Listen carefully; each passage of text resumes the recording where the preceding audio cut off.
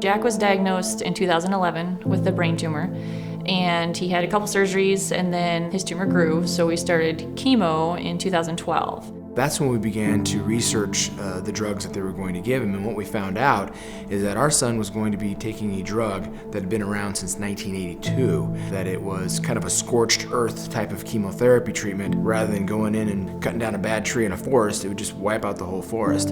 You know, my wife and I just kind of looked at each other and said, why? Why are we giving our kids a drug as toxic as this that's 25 years old? And as a parent, it's inflammatory. And what we learned is that the reason there aren't better treatment options for kids is because we're just not spending money on it. We as a country have proven time and time again that the diseases that we focus on and spend money on, we can improve survival chances. We can beat diseases when we focus on it and when we spend money on it. Team Jack represents a community's resolve to treating a devastating condition amongst its children.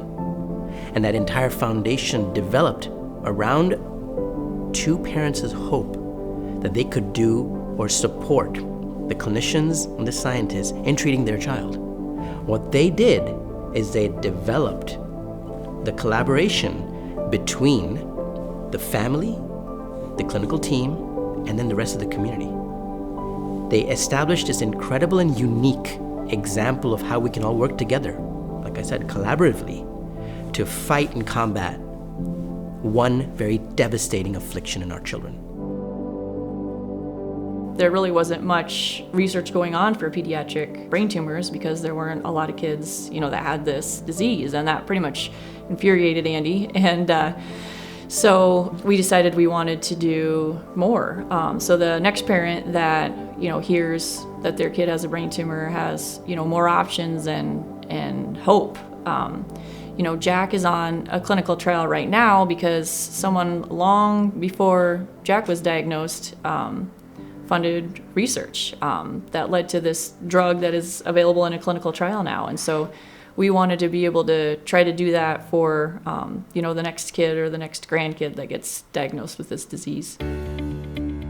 Our research goals are, first of all, we want to really build up our program here in Nebraska. We have so many kids with brain tumors, and we really want them to get the best care close to home. And so we've invested a lot in the program in Nebraska. We really want a team of specialists that are available for our kids here. And they have been doing some amazing research, so we're really excited to be able to fund research here in Nebraska as well.